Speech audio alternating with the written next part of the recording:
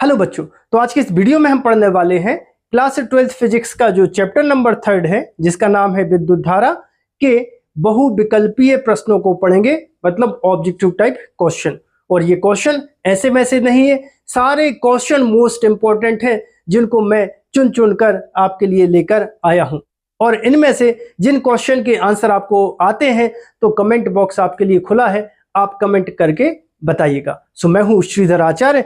तो पहला क्वेश्चन आपकी मोबाइल स्क्रीन पर ये रहा, विशिष्ट प्रतिरोध का एसआई मात्रक होता है। सो विशिष्ट प्रतिरोध को हम दर्शाते हैं बच्चों रो से, और रो बराबर क्या होता है, आर ए बटे होता है एल। ठीक है, अब यहां पर रो के जब बराबर करोगे तो प्रतिरोध का मात्रक होगा ओम, और क्षेत्रफल का मात्रक होगा मीटर स्क्वायर, और लंबाई का मात्रक होगा मीटर। तो यहां पर देखो 1 मीटर से 1 मीटर कैंसिल होगा, सो रो बराबर आ जाएगा ओम और इनटू करके आ जाएगा मीटर। तो इसका जो ऑप्शन नंबर सी सही होगा, ओम इंटू मीटर। अब बच्चों नेक्स्ट क्वेश्चन पर चलते हैं। किसी चालक का प्रतिरोध निर्भर करता है। तो किसी चालक का प्रतिरोध जो निर्भर करता है, इसको बताने के लिए हम प्रतिरोध के सूत्र का उपयोग करेंगे। सो प्रतिरोध का बच्चों जो सूत्र रहता है वो क्या होता है, आर बराबर क्या होता है, एम एल बटे होता है एन ई स्क्वायर ए, और यहाँ पर शांतिकाल को बताने के लिए अपन टॉर्क का उपयोग करते हैं। तो किसी चालक तार का प्रतिरोध जो है, सबसे पहले देखो यहाँ पर क्या दिख रहा, एल दिख रहा है। तो सबसे पहले काय पर निर्भर करेगा, लंबाई पर निर्भर करेगा, और काय पर निर्भर करेगा, क्षेत्रफल पर निर्भर करेगा। ए का मतलब क्या होता है, अनुप्रस्थ काट का क्षेत्रफल, तो क्षेत्रफल पर भी निर्भर करता है। और एन का मतलब क्या होता है, इलेक्ट्रॉनों की संख्या, मतलब पदार्थ की प्रकृति पर भी निर्भर करता है, और ताप पर भी निर्भर करता है। अब देखते हैं ऑप्शन। तो ऑप्शन नंबर ए देखिए, लंबाई पर निर्भर करता है, अनुप्रस्थ काट के क्षेत्रफल पर भी निर्भर करता है, पदार्थ पर भी निर्भर करता है। तो इसका जो सही आंसर होगा वो होगा ऑप्शन नंबर डी, उपर्युक्त सभी पर निर्भर करता है। नेक्स्ट क्वेश्चन पर चलते हैं। विद्युत सेल के आंतरिक प्रतिरोध का मात्रक होता है, और सामने आपके 4 ऑप्शन हैं। तो देखो यहां पर जैसे ये कोई एक अपन ने लिया सेल, सेल का एक होता है पॉजिटिव टर्मिनल, एक होता है नेगेटिव। तो बच्चों जो सेल के दोनों इलेक्ट्रोड होते हैं वो एक विद्युत अपघट्य में डूबे रहते हैं। सेल आपने देखा होगा, सेल का एक पॉजिटिव होता है और एक नेगेटिव होता है, और यहाँ पर बीच में क्या होता है, विद्युत अपघट्य भरा होता है। और वो जो विद्युत अपघट्य है वो विद्युत धारा के प्रवाह में क्या डालता है, रुकावट डालता है, और उसे हम सेल का आंतरिक प्रतिरोध कहते हैं। और किससे दर्शाते हैं, आर से दर्शाते हैं। कौन से आर से दर्शाते हैं, स्मॉल आर से दर्शाते हैं। ठीक है, ये छोटा वाला आर। ठीक है, और इसको हमेशा कैसे लगाना है, इसको बैटरी के नेगेटिव टर्मिनल की साइड कनेक्ट करना है। तो ये जो आर है ये भी धारा के मार्ग में क्या डालता है, रुकावट डालता है। सो इसका जो मात्रक है वो क्या होगा, ओम होगा, मात्रक होगा ओम। और इसका जो सूत्र होगा वो आर बराबर कितना होगा, ओम्स लॉ लगा दो सीधा, V इक्वल क्या होता है, आई आर। तो यहां पर V की जगह क्या आ जाएगा, सेल का विद्युत वाहक बल, तो ये आ जाएगा E, और I, और आंतरिक प्रतिरोध क्या है, छोटा r। सो R के बराबर करोगे तो कितना आ जाएगा, E बटे, और ये हो जाएगा I। तो ये हो जाएगा इसका सूत्र, और इसका मात्रक क्या होगा, इसका मात्रक क्या होगा, ओम होगा। अब देखो ऑप्शन, तो इसका ऑप्शन है ए सही होगा, ओम। ठीक है, नेक्स्ट क्वेश्चन पर चले। नेक्स्ट क्वेश्चन देखिए, किरचॉफ का प्रथम नियम आधारित होता है। 4 आपके सामने ऑप्शन है, जल्दी से कमेंट बॉक्स में कमेंट करके बता दो। किरचॉफ का प्रथम नियम आधारित है, ए आवेश संरक्षण के नियम पर, ऊर्जा संरक्षण के नियम पर, संवेग संरक्षण के नियम पर, या द्रव्यमान संरक्षण के नियम पर। कमेंट बॉक्स में इसका आंसर आपको कमेंट करना है। क्या है सही आंसर बताइए। यस, ऑप्शन नंबर ए, आवेश संरक्षण के नियम पर। क्वेश्चन नंबर 6 देखिए, किरचॉफ का द्वितीय नियम आधारित होता है। अब किरचॉफ का प्रथम नियम तो तुमने बता दिया कि आवेश संरक्षण के नियम पर आधारित है, और दूसरा नियम किस पर आधारित है? ऊर्जा संरक्षण के नियम पर। ठीक है, ये दोनों बातें आप याद रखना, प्रथम नियम आवेश संरक्षण के नियम पर और दूसरा ऊर्जा संरक्षण के नियम पर। तो इसका आंसर होगा ऑप्शन नंबर ए। प्रश्न नंबर 7वां है, एक बैटरी के सिरों को 9 ओम के प्रतिरोध से जोड़ने पर, मतलब अपने पास क्या है, एक कोई बैटरी है और इस बैटरी को अपन ने क्या किया, एक प्रतिरोध से जोड़ दिया और इस प्रतिरोध का मान है R बराबर 9 ओम।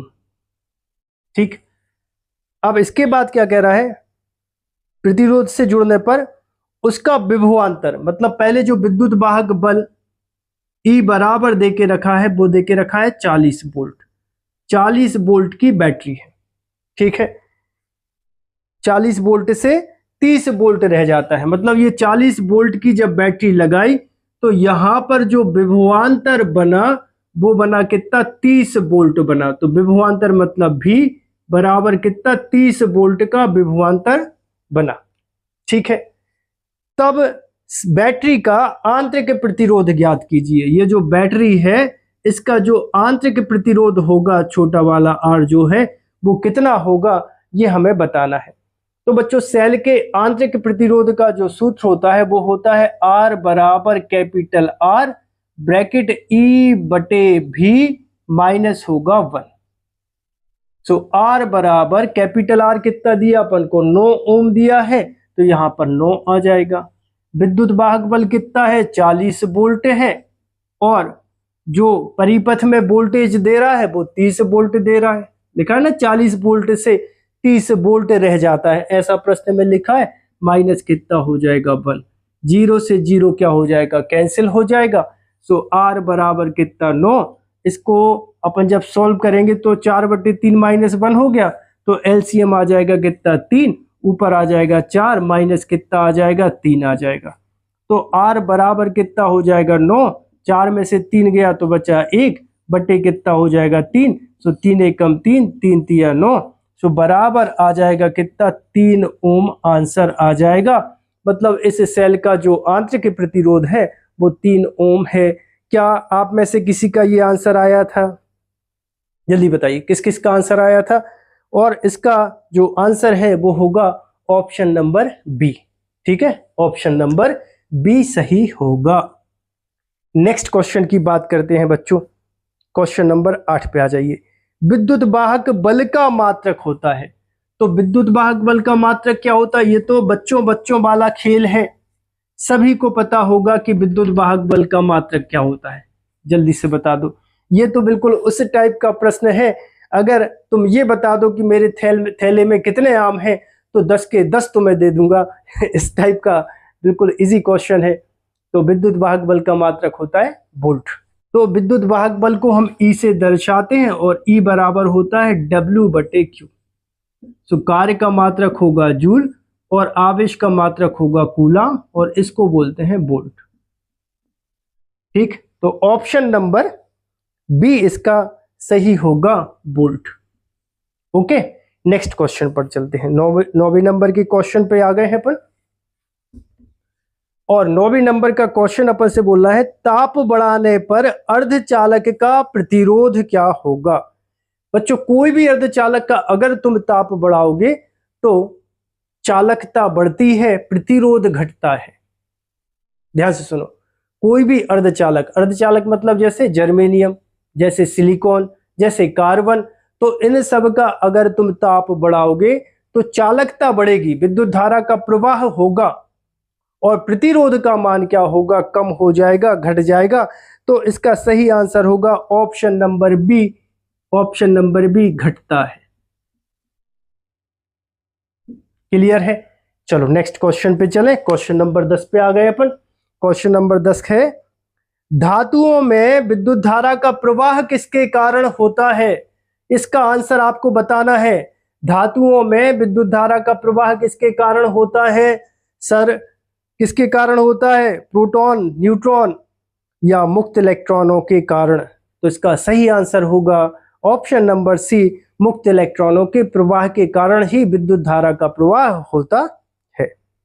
नेक्स्ट है विद्युत धारा एक, फिर ऑप्शन अदिश राशि है, ऑप्शन बी सदिश राशि है, दोनों है, दोनों नहीं है। तो इसका आंसर क्या होगा? विद्युत धारा एक अदिश राशि है। ठीक है, आप में से कई लोग सदिश राशि लिखना चाह रहे थे, नहीं, विद्युत धारा हमेशा एक अदिश राशि होती है। नेक्स्ट क्वेश्चन है विद्युत ऊर्जा का एसआई मात्रक क्या होता है? तो बच्चों विद्युत ऊर्जा, कोई भी ऊर्जा है तो ऊर्जा का मात्रक हमेशा क्या होता है? जूल होता है, क्योंकि बच्चों कार्य करने की क्षमता को क्या कहते हैं? ऊर्जा कहते हैं। यानी कार्य ही ऊर्जा है तो कार्य का मात्रक जूल, तो ऊर्जा का मात्रक भी क्या होगा? जूल होगा। ऑप्शन नंबर ए इसका सही होगा, जूल। राइट। नेक्स्ट क्वेश्चन की बात करें, किसी विद्युत परिपथ में, कोई एक विद्युत परिपथ है, किसी विद्युत परिपथ में 3 एम्पियर की धारा बह रही है, तो धारा I बराबर अपन लिख दो कितना? 3 एम्पियर हो गया। चलो ठीक है, 3 एम्पियर की धारा 5 मिनट तक बहती है, तो टाइम T बराबर कितना हो गया? 5 मिनट। तो मिनट तो मात्रक होता नहीं है समय का, ऐसा ही मात्रक क्या होता है? सेकंड। मतलब इसको अपन लिख सकते हैं 5 गुणा 60। ठीक है, क्योंकि 1 मिनट में 60 सेकंड होते हैं। प्रवाहित करने में 1350 जूल का कार्य करना पड़ता है, तो कार्य बराबर कितना होगा? 1350, यहाँ पे आ जाएगा जूल, कार्य करना पड़ता है।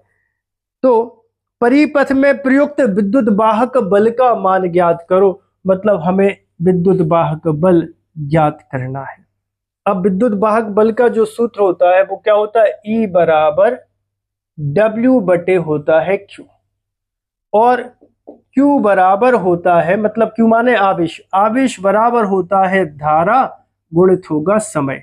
तो ये E बराबर कितना हो जाएगा? W बटे हो जाएगा I इंटू हो जाएगा T।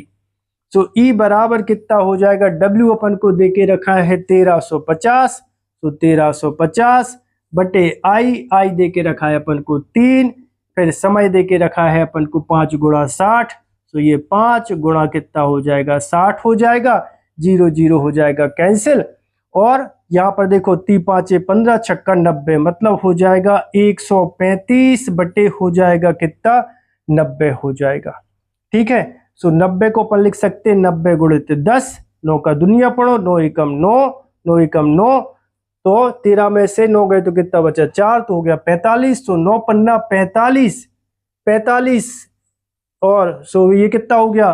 15 बटे होगा 10, तो ये जब डेसिमल लगाओगे तो कितना हो जाएगा? 1.5। तो बच्चों 1.5, और इस विभव जो विद्युत वाहक बल है इसका मात्रक होगा वोल्ट, 1.5 वोल्ट।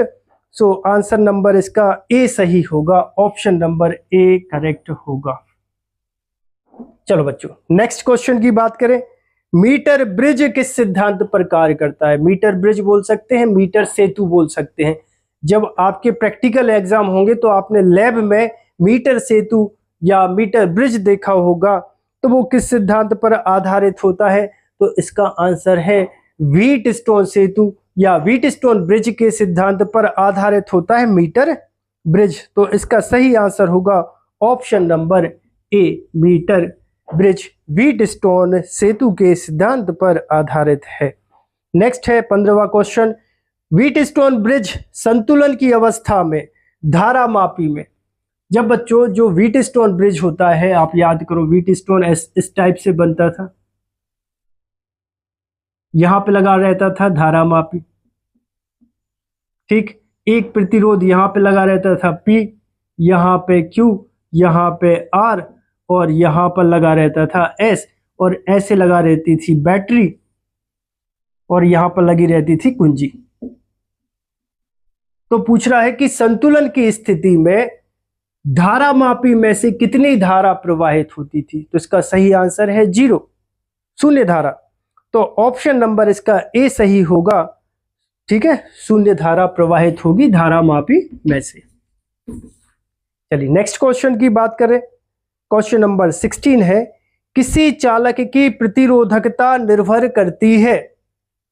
तो देखो, किसी चालक की प्रतिरोधकता को बताने के लिए अपन सूत्र यूज करें, रो बराबर आर ए बटे होगा एल। अब प्रतिरोध का सूत्र होता है आर बराबर एम एल बटे एन ई स्क्वायर ए टॉर्क। ये वैल्यू आर की जगह रख देना तो कितना आ जाएगा, रो बराबर कितना, एम एल बटे एन ई स्क्वायर ए टॉर्क, ये रखा अपन ने आर, और कितना हो गया, ये ए बटे हो जाएगा एल। तो यहाँ ए से ए को, एल से एल को, तो केवल क्या दिख रहा है, एन दिख रहा है, टॉर्क दिख रहा है। एम और ई तो कांस्टेंट है, एम मतलब इलेक्ट्रॉन का मास है, द्रव्यमान, और ई मतलब क्या है, इलेक्ट्रॉन का आवेश। तो ये एम और ई तो नियतांक हो गए, मतलब पदार्थ की प्रकृति पर निर्भर करेगा और ताप पर निर्भर करेगा। ऑप्शन देखो, ऑप्शन नंबर सी इसका सही होगा, पदार्थ की प्रकृति पर निर्भर करती है किसी पदार्थ की प्रतिरोधकता। क्वेश्चन नंबर 17 देखिए, भी और आई के बीच में ग्राफ कैसा होता है। तो ओम के नियम में अपन ने देखा है कि जो भी और आई है, ऐसा है भी और ऐसा है आई, दोनों के बीच में अपन को एक सरल रेखा मिलती है, सीधी रेखा मिलती है। तो इसका आंसर ए सही होगा, सीधी रेखा।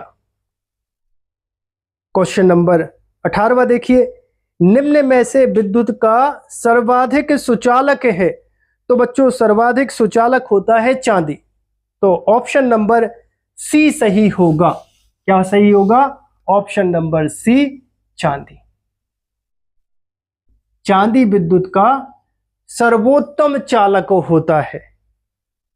नेक्स्ट क्वेश्चन, 19वां क्वेश्चन है, घरेलू विद्युत ऊर्जा की इकाई किस में मापी जाती है। मतलब घर में जो बिजली आती है उसको किस इकाई में मापा जाता है। तो इसका आंसर होगा किलोवाट घंटा। ऑप्शन नंबर बी, किलोवाट घंटा, और इसको अपन यूनिट भी बोलते हैं। ठीक है, दैनिक जीवन में बोलचाल की भाषा में यूनिट बोलते हैं कि कितने यूनिट बिजली जल गई। तो ऑप्शन नंबर इसका बी सही होगा। नेक्स्ट क्वेश्चन की बात कर लेते हैं। 20वां क्वेश्चन है, मीटर ब्रिज में यानी मीटर सेतु में तार की लंबाई कितनी होती है। नाम ही में क्लियर है, मीटर सेतु मतलब इसमें 1 मीटर लंबे वायर का उपयोग किया जाता है, इसी कारण से इसका नाम मीटर ब्रिज या मीटर सेतु पड़ा है। तो तार की लंबाई कितनी होती है, 1 मीटर बोल सकते हो, 1 मीटर बोल सकते हो, या फिर 100 सेंटीमीटर बोल सकते हो। तार की लंबाई कितनी होती है, 100 सेंटीमीटर या 1 मीटर।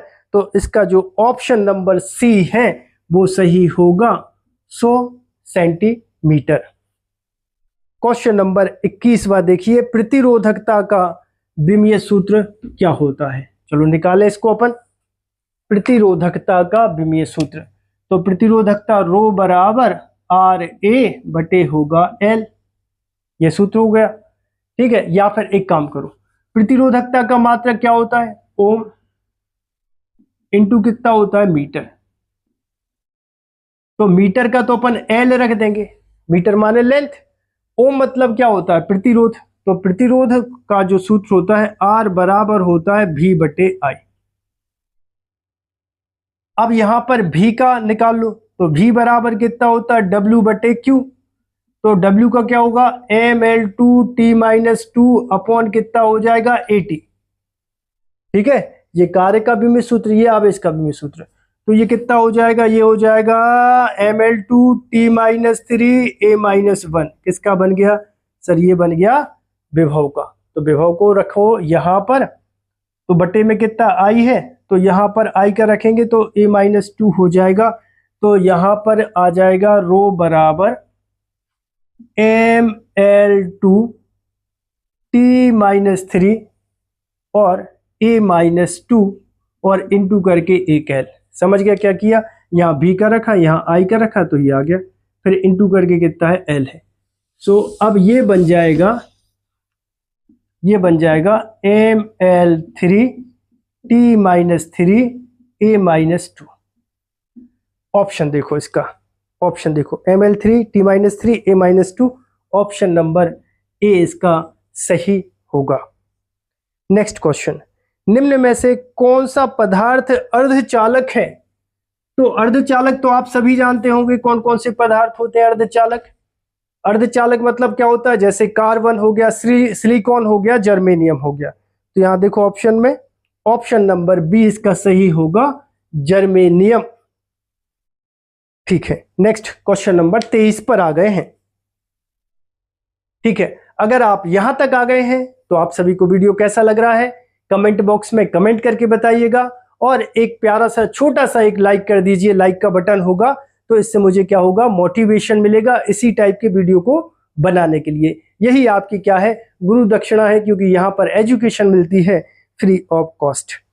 तो क्वेश्चन नंबर 23 कहता है बच्चों, घरेलू परिपथों में उपकरण जोड़े जाते हैं, मतलब घर में जो ट्यूबलाइट है, जो पंखा है, ये किस क्रम में जोड़े जाते हैं, बताओ जल्दी से। इसका आंसर आपको कमेंट बॉक्स में कमेंट करना है, मैं नहीं बताऊंगा। क्वेश्चन नंबर सर बता दीजिए, चलो बता दे रहे। तो घर में जितने भी उपकरण होते हैं वो समांतर क्रम में जुड़े होते हैं, श्रेणी क्रम में नहीं जुड़े होते हैं। तो ऑप्शन इसका बी सही होगा। क्वेश्चन नंबर 24 देखिए, किसी चालक में 10 सेकंड में 20 कूलाम आवेश प्रवाहित होता है, मतलब समय दिया है अपन को t बराबर 10 सेकंड, और आवेश देके रखा है कितना, 20 कूलाम। ठीक है, सो हमें विद्युत धारा का मान ज्ञात करना है, मतलब I ज्ञात करना है। सो बच्चों I बराबर कितना होता है सर, I बराबर होता है Q/T।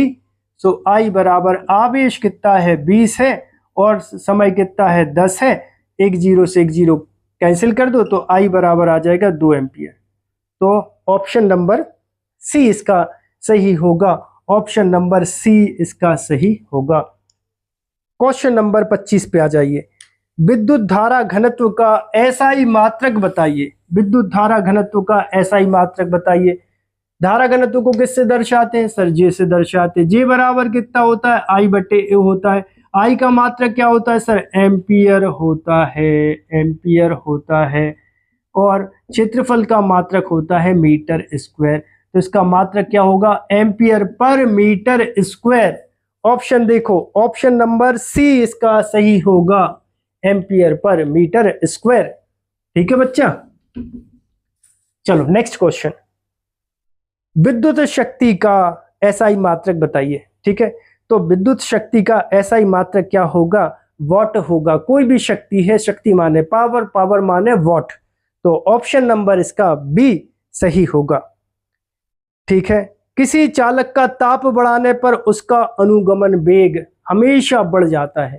ठीक है, किसी चालक का अगर ताप बढ़ाओगे अनुगमन वेग क्या होगा, बढ़ जाएगा।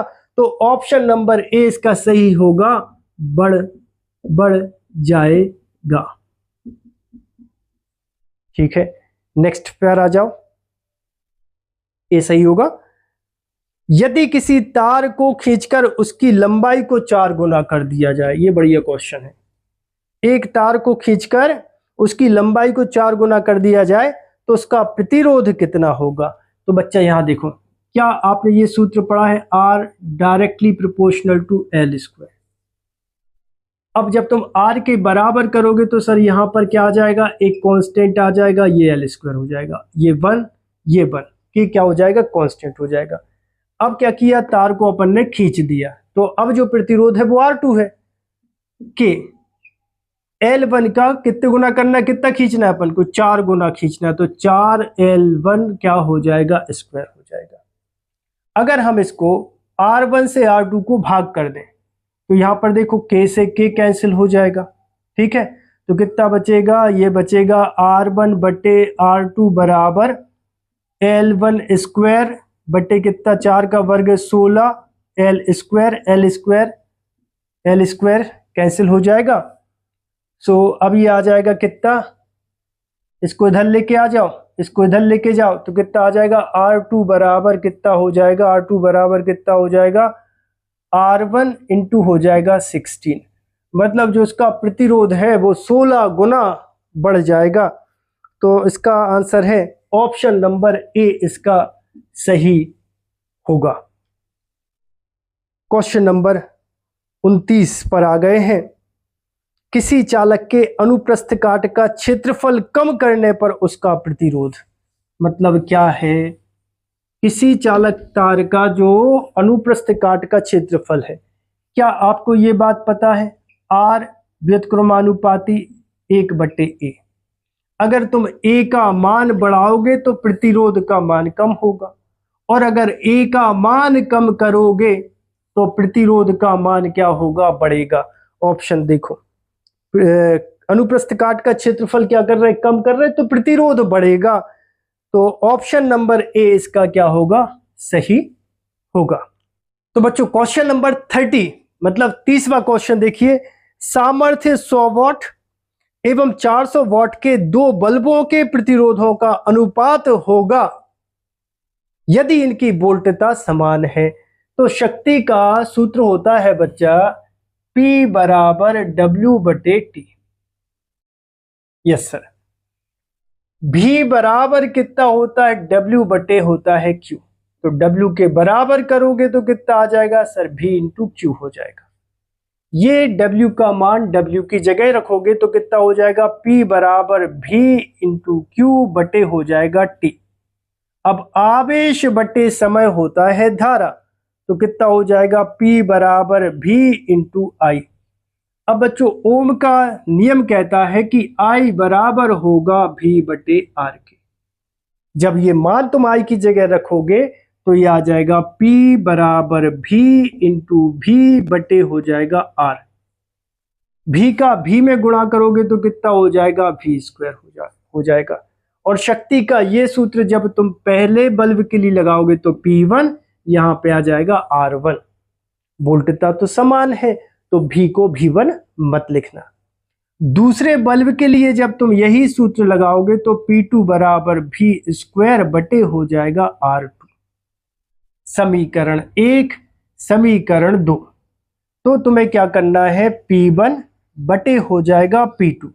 समीकरण 1 में समीकरण 2 का भाग दे दो, तो इसको तो ज्यों का त्यों रख देना, तो ये हो जाएगा V²/, हो जाएगा R1। इसको रेसिप्रोकल कर देना तो ये हो जाएगा R2/, हो जाएगा V²।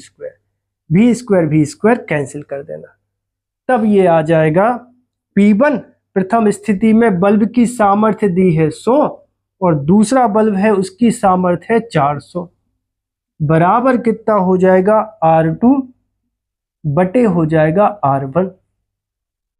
0 से 0 कैंसिल कर दो, तो R2/R1, R2 अनुपात R1 बराबर कितना होगा, 1/4। लेकिन अपन से तो वो R1 अनुपात R2 पूछा है, तो मतलब ये R1 अनुपात R2 जब तुम करोगे तो ये हो जाएगा 4/1। मतलब इसका जो सही आंसर होगा वो होगा ऑप्शन नंबर। ठीक है, तो आई होप बच्चों आप सभी को वीडियो पसंद आया होगा। यदि आप सभी को वीडियो पसंद आया हो तो चैनल को सब्सक्राइब करें, वीडियो को लाइक करें और वीडियो को अपने दोस्तों के साथ शेयर करें। मिलते हैं बच्चों अगले वीडियो में।